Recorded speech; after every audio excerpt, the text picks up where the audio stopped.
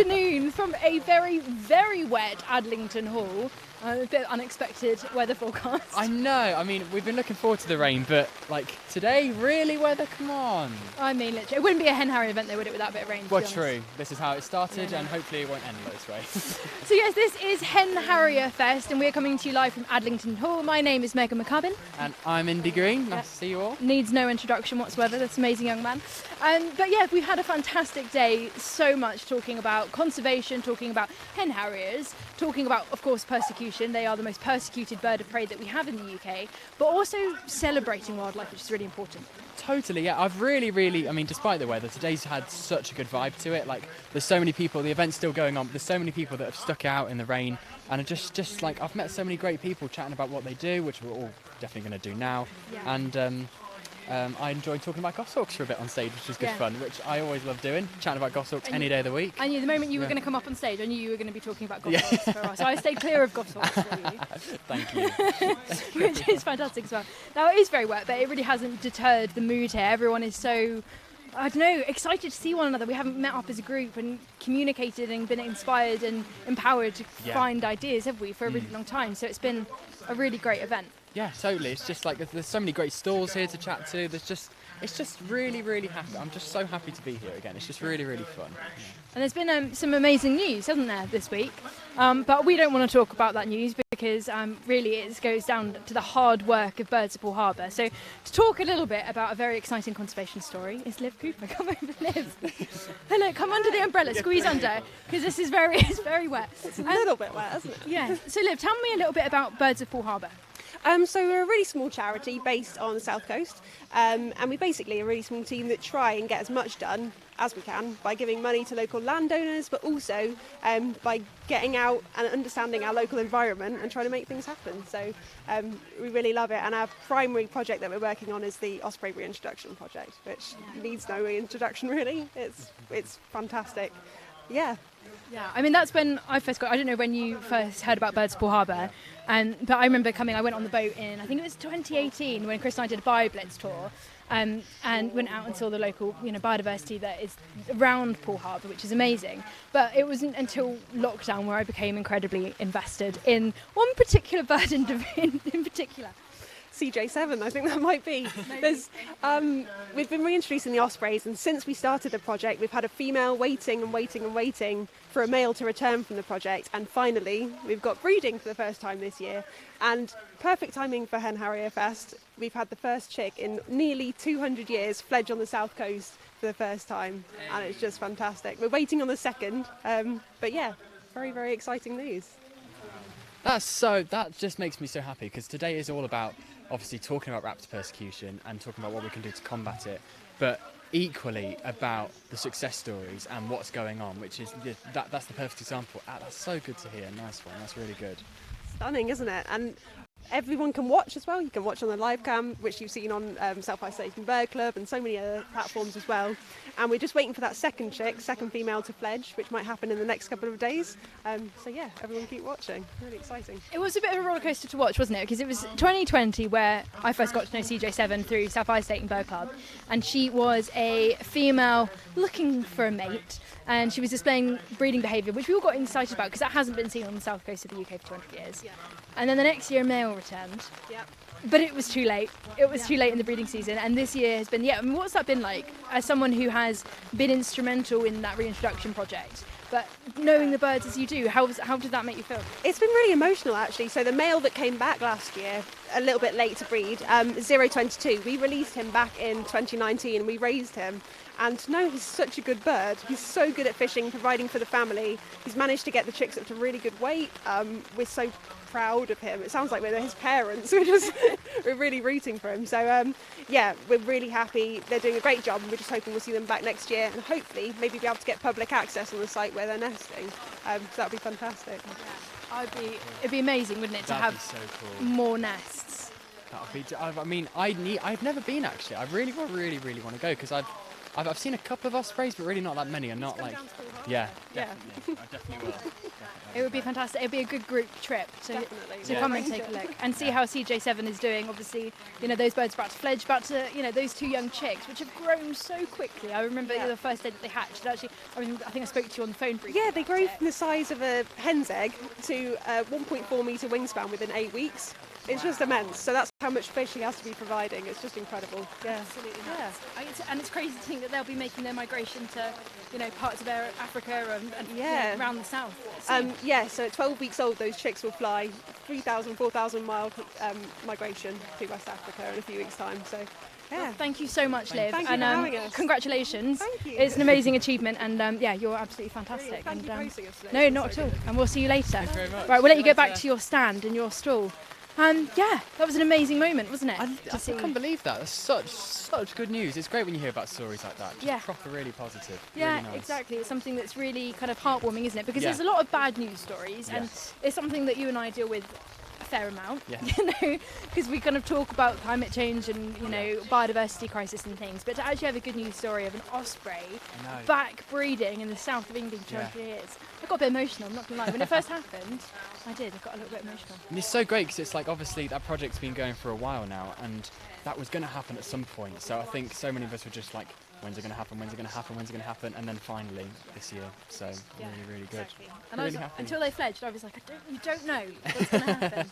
But to Yeah. have one fledge yesterday, and hopefully, I don't know, I haven't looked today, but expecting the second one to hatch today or Yes. tomorrow. So keep an eye on that live camera because it's there and there's still a lot of activity going. And even though they fledged, they haven't moved off. So they branch off. So they'll go off the nest and they'll do some flights, but they will still be around. So you'll still get fantastic sights for them for the next few weeks, definitely. Lots of crash landing to witness for a little while. Oh, it's entertaining. It is quite funny as they learn how to navigate those big wings of theirs and to fly over the sea and catch lots of different fish, which is just fantastic. But yes, at the moment Chris is on stage and things are very, very soggy at the moment, but we are persevering through. We're good. We're all good. Yes, Cool. we are persevering through. Right, so next up we have a young man who I have to say I think is one of the coolest people ever because he's just told me not only about Egyptians and Romans but also about stag beetles and praying mantises. So come on up here. Come over Oscar. here. Hello, Oscar. Okay, so tell us a little bit about you. What's your favourite thing? I don't know. You were just telling me all about bugs and stuff, which is really cool. And because I said about my stag beetles in my front garden. So what is it about stag beetles that you love? Because they're so fascinating. They've got those two horn pots for like clutching, like their prey. It's just so fascinating. Really. Yeah. And for such power as well. Yeah. Such a small animal. Yeah.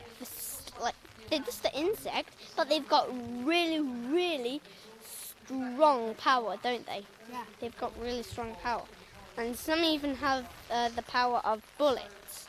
Yeah.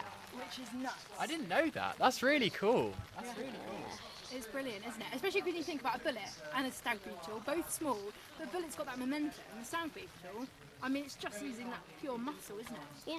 Which is really cool. Yes, it's really cool they've got that much strength to be as strong as that. That is actually so incredible. And praying mantises, they are so deadly. Yeah, they actually are in deadly 60. And they can even draw blood from real humans.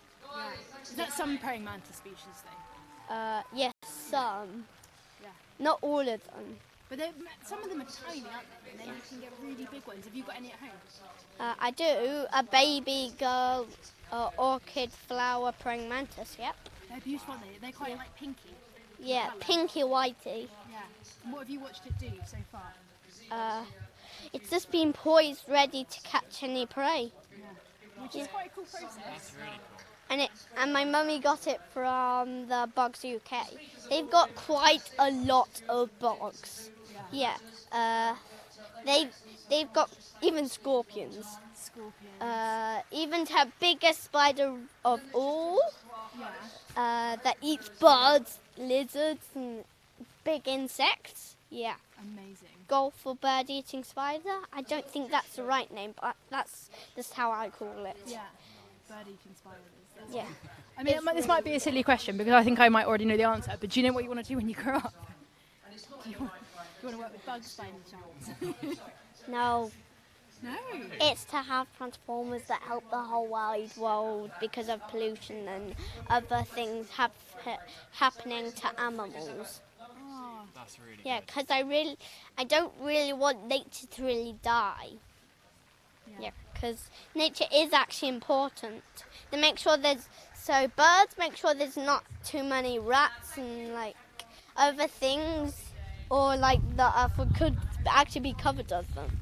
And also, like, all animals help humans by making sure there's there's enough to make sure that the whole place isn't actually covered in them. Yeah. So everything has a place, really, in a system. Yeah. And it's called a food chain. Like, orcas would eat blue whale babies. Yes. Yeah. Yeah. Amazing. Can I ask you one more question? Like, what's your favourite bird? Do you like birds? Yeah, I've actually got 3. Golden eagle, Nice. kingfisher, and I can't remember the other one. Wow, what that's was that? there's some good choices. It was Yeah. peregrine falcon Nice. was the other one. That's great choices. Fastest bird in the world.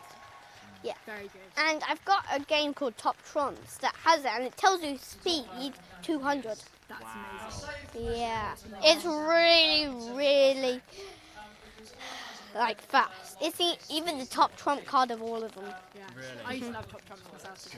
I had the Simpsons one. I got Not it quite from as Norfolk. fast, but It's from Norfolk. Very good. Well, thank you so much, Oscar, and I can't wait to see you save the world because it sounds like you're going to make a big difference, which is brilliant. We need more people like you. So thank you very much. I love your t-shirt. Yes, yeah, Really stag good. beetle. You have to show your stag beetle t-shirt. Look at that. I need a stag beetle t-shirt like that. Thank you so much, Oscar. Awesome. You can go and see the poodles for me. They're looking a bit soggy over there. Make sure they're Thank you. okay. Thank you so much. It's pink. Did someone put a red sock in the wash? I've done that on a few I did that occasions. the other day. Yeah, don't we all? But yes, hello. Coming up next. Hi, how are you? I'm Megan, and this is Indy. Yeah, nice to meet you. Save Danes Moss in Macclesfield in Cheshire. Okay, tell us a little bit about the project. So what we're trying to do is to save Cheshire's largest lowland raised bog from being developed with a link road and 950 houses and destroying some fantastic irreplaceable habitat and protecting the species that are on there. Just we can show. Here we got a set of recent willow pictures tits. from the moss. So willow tits, it's one of the few sites in Cheshire that still has breeding willow tits. But the whole thing is underlain by peat. We've got nearly 2.5 metres of peat across the entire site, and at the moment we're just trying to battle this development. Cheshire Wildlife Trust have said it's the most ecologically damaging development that has come into Cheshire in decades. So it really is quite significant. But we're doing what we can, raise the profile. We've got change.org petition there. Chris very kindly did a video for us recently. We've got a GoFundMe campaign to launch a legal challenge if it gets planning approval. But doing what we can, and any help from anybody else will obviously be much appreciated. Yeah, fantastic. I mean, where can people find you? If they want to get in contact to help, what can people do to help? So we've got a website, savedanesmoss.com. We've got Facebook page, Save Danes Moss. We're on Twitter. And again, on change.org, if you search for Danes Moss, and GoFundMe, search for Danes Moss. But the best site is probably the savedanesmoss.com website that's got all the information on there and the background to the campaign. That sounds really good. I mean, I've obviously only just heard about this, but this sounds like a really, really, really important cause. So yeah, nice one. Yeah, and I hope it all goes your way. Fantastic, thank you. And please come and visit us. We'd love that. Because We'd love that. It's a wonderful site. visit. No, I love willow tits. I got privileged to be able to go and film with them and see some of their nest sites inside the cavities in the tree. It's amazing, such a bird excavating a net. It's Yeah. unbelievable, and a species which is in such decline, and Yeah. especially around this bog situation. We often Yeah. underestimate just how important bogs are, don't we? Absolutely, Oh, yeah, yes, completely. yeah. Our local council has described it as having little aesthetic value, this area. But it's got a beautiful area of wet woodland, which is where the willow tit nest. Right. Yeah. I mean, just because something is not traditionally aesthetic, you know, because we like our, I'm going to say the N word, which is a terrible word, the neat word. Yeah. You know, we like neat Yeah. and tidy. We're, you know, Yeah. obsessed with manicured things, but actually, you know, a bog might not necessarily look like a manicured garden, but in terms of its value to nature. Yeah. This is a true wilderness, this area, It isn't it? is, and particularly for a green space for Macclesfield, and it's capable of being restored to a fully functional bog, as you know they're doing successfully in Lancashire. This would be a prime site to do that. You know, we've got a triple SI just nearby, which is a Cheshire Wildlife Trust Reserve. Well, the whole thing could be expanded out to the most amazing site, and you know, we just need to stop the houses. Yeah. Let's restore the bog, and let's just make it an absolute jewel for wildlife in Cheshire. Absolutely. It's a beautiful part of the country, Cheshire. So I wish you all the best of luck with that, and I hope anything I can do, obviously, let me know as well. Yeah, it's, thank an you. amazing place, and it's tricky with developments, isn't it? Because you know, it's often not done with nature in mind, and you know, there's so many houses and building and infrastructure out there that we could return to a livable situation. Rather than building new, it's recycling definitely replacing need what to we've build on the brownfield sites Yeah. rather than the green belt in that. Exactly. Yeah. Brilliant. Thank you both Well, so thank much. you. And I love this. Thanks You've got for coming. a gecko on your cheek, which is great. Lovely to meet you. Thank you so much, and good luck with everything. It's really hard, isn't it? I get a lot of messages about development sites and things like that, and it just seems to be coming in at all angles. It really you know? is, isn't it? It's just like every corner you turn most days, there's new developments, and obviously some of them are in safe areas, but obviously a few of them aren't, and those that we need to maybe move or stop. But yeah, really important work those people are doing. Really good. Absolutely. Right, so he's coming to talk with us next. We have We have wonderful Jenny Shelton coming up. She's just making a dash for it. We're going to grab her before she goes. Hello, Jenny. Hi. Nice to see you. How have you found it, other than it being a bit wet? Hasn't this been brilliant? All these different people here celebrating nature, fighting, campaigning, you know, speaking up for stuff they care about, and just trying to make the world a better place for nature. Fantastic. It's been brilliant. No, it's been amazing. And I mean, your job is one of the most interesting and challenging, you know, RSPB investigations. So give us an overview of exactly what you get up to on a day-to-day basis. Sure. Well, it is a sort of interesting job. It's multifaceted. So we've got field workers who are out in the field trying to catch the bad guys, basically, trying to gather evidence, and bring that then to the police so we can sort of help investigate these things and bring the perpetrators to justice, really, and try and get justice for birds of prey. As we know, they are being killed illegally, you know, shooting, trapping, poisoning continues. We're just out there trying to uncover this and bring it to light, because it's one of these subjects that not everyone knows about. This is why things like this are so valuable and important. It's sort of raising awareness, and everyone in this sort of local area, you know, they may live near a moor, but they might not necessarily know what's kind of going on perhaps behind the scenes, and that sort of criminal element that's often there. So yeah, that's what the team does, following up this sort of these intel reports, and then my job is to get those stories out there and just sort of let people know what's happening and just try and drive change, really. It's really important. Well, I mean, obviously we know each other really well, and I've always just been fascinated by all the work you do, and big thanks to Jack, who gave us this umbrella from investigations. Thank you, Jack. Thank you. But have you been working on any cases recently? What's been going on recently then? Yeah, we had a really shocking one, actually, which involved some raptors which were found down a well in Wiltshire. And this was one of the most difficult ones to watch, actually. I mean, we deal with this every day, you know, picking up dead birds and sort of communicating that. But this was basically a well which we put a camera down it and found that there were all these corpses, just so many of them. And then we, with the police, went and sort of brought all these bodies up from the well and laid them all out on this tarpaulin, and just seeing just body after body and like skulls of raptors and all sorts. It was just, I mean, beyond grim. And yeah, it was, but the only sort of saving grace, I suppose, is that we had found it. Well, a member of the public had found it and told us, and we were able to then put this camera in. And a gamekeeper came to court, and he was convicted of possession of the birds. But we had on the video camera captured sounds of gunshots, So it was not possible to find out who had actually killed the birds, but quite clearly something had happened there for all these dead bodies to have ended up down this well on a pheasant shoot. And it was just quite shocking, actually, quite shocking.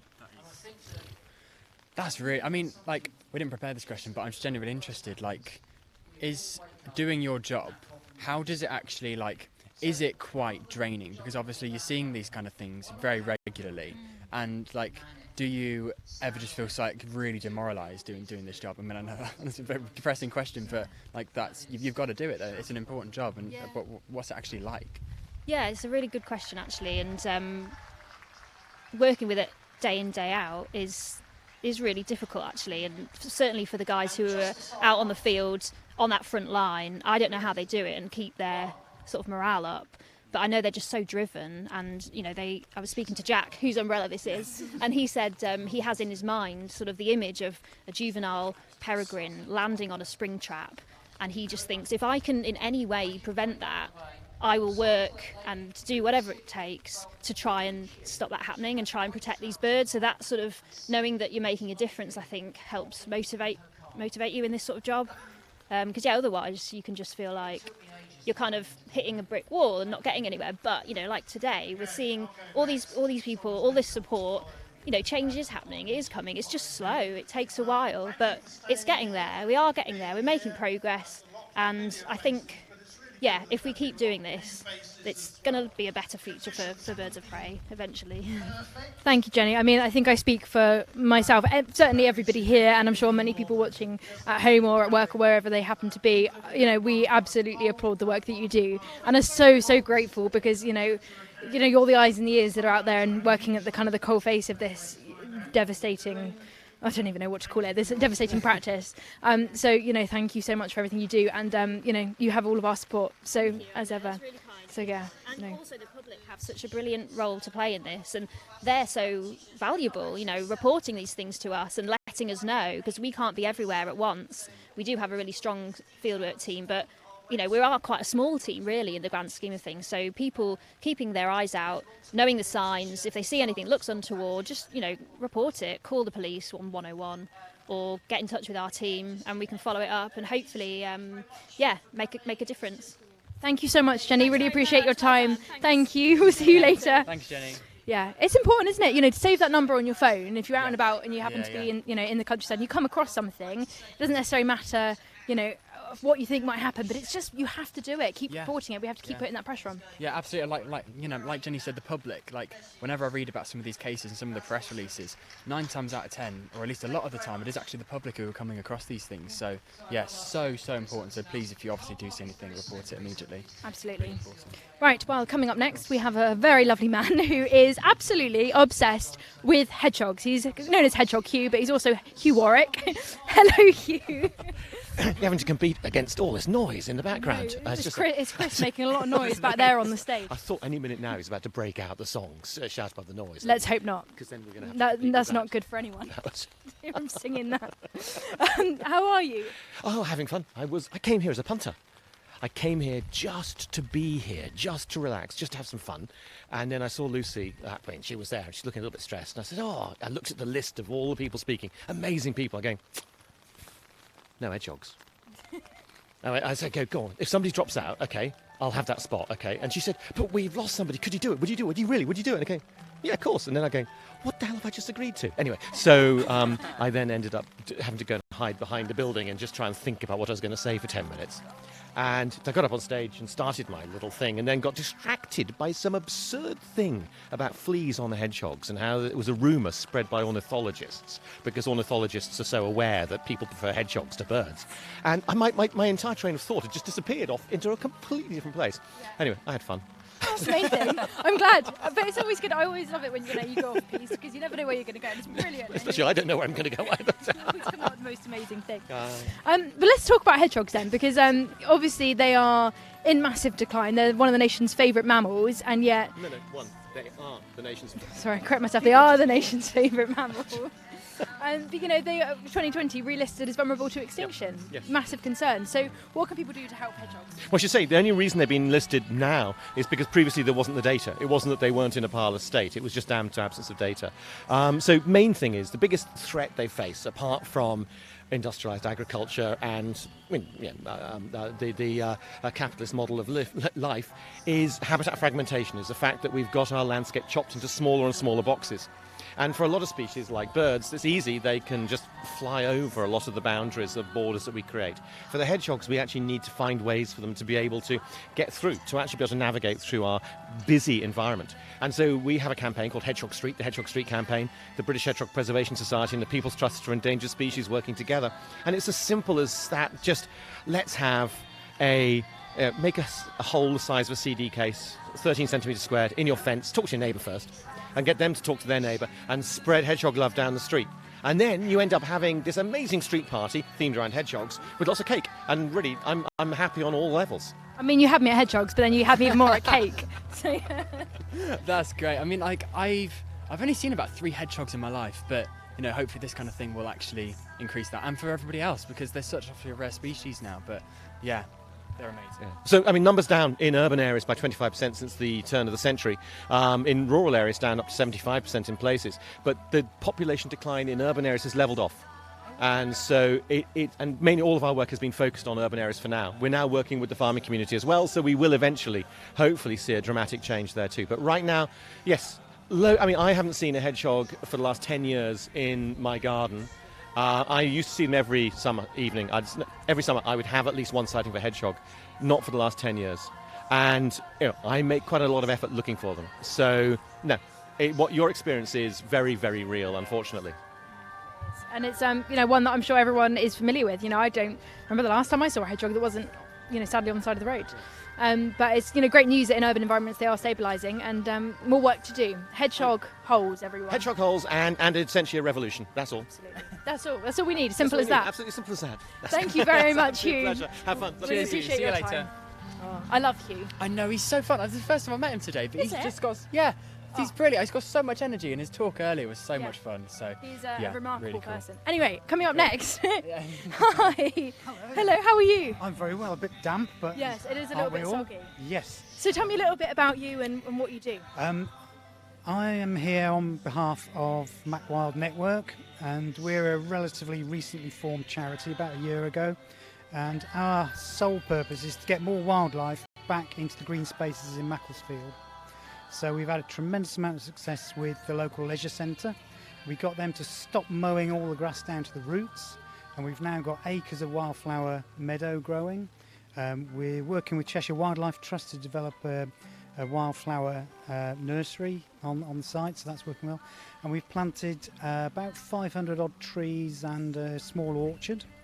That's on the leisure centre, and that's been so successful that the council has asked us to do something very similar on South Park, which is one of the largest parks in Macclesfield. I mean, that's an excellent success. How long has the project been running? Nearly a year, about 10 months. So on the leisure centre we've got things like purple hair streaks and southern marsh orchids and such like have come in. But by far and away the most impressive species we've attracted is people. We've just had hundreds of volunteers come out of nowhere to help us on horrible days that make this look like a drought, to plant trees, to cut turf to get wildflowers in, to seed areas. It's just been magnificent. Great. That's really great, because we obviously heard from Liv Cooper from Birdsball Harbour earlier telling us positive things, and it's just great to hear even more positive things, because often days like today can feel a bit but when you hear things like what you've just told us, that's really, really positive. Nice one. That's well, really cool. There's a lot to be glum about environment and climate and wildlife at the moment. But every once in a while, there's a shard of sunlight comes through, and the people we've met while we've been doing orchards and wildflower meadows, they're just brilliant. Yeah, I think, when it comes to conservation, people think of big NGOs. They think of organisations that come together, have some funding of some level. Yeah, exactly. But, you think of these organisations, but actually for me, my, experience in conservation is actually that community projects have such an empowered impact, because people that come together that they don't necessarily know everything, but that's okay, who does? But you just get talking to your neighbours, you get talking to local people in your community, and collectively a huge difference can be made, which is fantastic. It's great. We love it. We had one guy who complained bitterly that all the long grass we were creating would be a magnet for dog poo and litter, and he was adamant that we were spawn of Satan. This all went on over email, and when we said, well, instead of emailing, why don't you meet us on site with wildlife explorers, kids are sort of 7 or 8, come and get involved. And he came along, didn't really like us to start with, but by the end of it he went away smiling and happy and understood what we were doing. It's just about talking to people, explaining the importance of what we're doing, and then getting on and doing it. What would you recommend to kind of similar groups that live in other areas perhaps that want to replicate what you've done? What advice would you give in order to start off a community project like that? Partnership with people like your local authority, Wildlife Trust. We've had a particularly good relationship with the RSPB explorers. Excuse me, I am I'm drowning here. So partnership with different organisations, but most importantly, talk to the people who are going to be affected by your scheme and who are going to benefit. We've had huge support from the management of the leisure centre, and they've publicised it, and it's been like a load of dominoes going over. They have a massive clientele. That clientele's now part of our clientele, and so things go. Absolutely. Fantastic advice. Thank you so much, and good luck with the project. It's a fantastic initiative, so well done so far. It sounds amazing with the orchard. Yeah. Well, it is a little bit damp out here, I'm not going to lie or under-exaggerate this. Sorry. Hello, hi. We're live right now. Well, one second. We'll catch you soon. But it has been a brilliant event, and so many people are here kind of communicating and talking, which is absolutely fantastic. And I think coming up next is a lady that needs no introduction. 3 people that need no introduction themselves, because they are the organisers of this event, the fantastic Wild Justice team. We've got Mark Avery, Ruth Tengay, and Chris Packham, who is on his way. He'll be here imminently. But shall I hand this over, because you don't. How's it been? How's it been? How's it going? It's been a bit wet, but it's been fun, hasn't it? There've been over 700 people here, getting soaked, but showing their activism, showing that they care about wildlife, climate, the environment. Has been really good. Lower. Ruth. It's been fantastic, and what's been most impressive is how many people have stayed here through this constant rain all day, and they've stood here to the end and still cheering and clapping. It's fantastic. Really, really good support. Well, the poodles are whining, so that indicates only one thing to me, that they need a vegan hot chocolate and a safe drive home, which is what they're about to get. I think it's been brilliant, because so many people have turned out in the rain, a breadth of people. I'd like to have seen, we've had more dogs than young people, I think, and that's something we need to address in future. When I say young people, I'm talking probably people under 15 maybe. So I think I would like to have seen more, families, as it were, on that account. It may well be time of year, start of the school holidays. It's probably not pitched at the best time for those sorts of things. But, it's a living, learning experience, and I think we can improve on our venture. But ultimately, we've brought a community of people together who really care about a cause. Not just a single cause, but causes, I should say. And they voted with their feet, and they've stood in their wellies, and they've been dripped on under brollies, and they've done the business. And we're grateful for all of them for turning up. So, yeah, what can I say? Roll on next year, I suppose. And in the meantime, please donate to Wild Justice, because we've got lots of cases running that we want to take more. So if you can spare anything in these tricky times, that would be great. The auction's still running. People can still bid or donate to get Jim Moir's excellent Hen Harrier and Phil Calvert's Hen Harrier as well. There it is on the front there. Meg's modelling it in a provocative fashion, and that's good. And also sign the Woodcock petition. please sign the woodcock petition. So it's nudging 17,000 at the moment. We'd like to get it up to 100 because we're very keen on reforming the shooting season to protect a red-listed wader. There we are. That's super. Now I have a question because I wasn't here for the first of the Hen Harrier Day many years ago. I probably was. But was it wetter than this? Was it this wet? It was actually. It really was a little bit wetter than this. But that was the sodden 570. Today is the sodden 740, which is a pretty good score considering that this time you have to stand in the rain more or less all day rather than about an hour, wasn't it, first time around? Yeah. It's a very British event doing this. People will go home remembering that they've got soaked, whereas if the weather was okay, they'll be a bit hazy about what happened. Yeah, well, I mean, it wouldn't be right, would it? Hen Harriers without rain, I think. The first time I saw a Hen Harrier was in the rain, so it seems to be like a curse. Maybe it's my fault, I don't know. Obviously, this event is just kind of coming to an end. It's been a fantastic day. I've really enjoyed it. Thinking ahead, obviously, it's just finished, but what are the thoughts about next year? Because obviously, we've got to keep up the momentum and keep things going. I think, give us a chance. Let's get home, get dried off. But we'll be talking about it, I'm sure, in our next meeting. I think it's a great event to do. I'd like to do it again, but let's see. Give us a chance to think about it. Yes. Understandable. Right. I think we've seen, we saw the demise of the Bird Fair, and then Bird Fair's attempted to resurrect itself this year. I wasn't able to attend, so that's why I'm saying attempted. It may have succeeded, I don't know. That comes from not a judgment, but a position of ignorance, as I wasn't able to attend. But we like the idea of like-minded communities coming together to share their passions, interest and enthusiasm. That was the purpose of Bird Fair, and it raised an enormous sums of money as well, of course. But perhaps, we're offering something different. We're not here selling holidays or coats or expensive binoculars. What we're saying is come and join us and converse about the things which we care about when it comes to practical, effective, immediate conservation.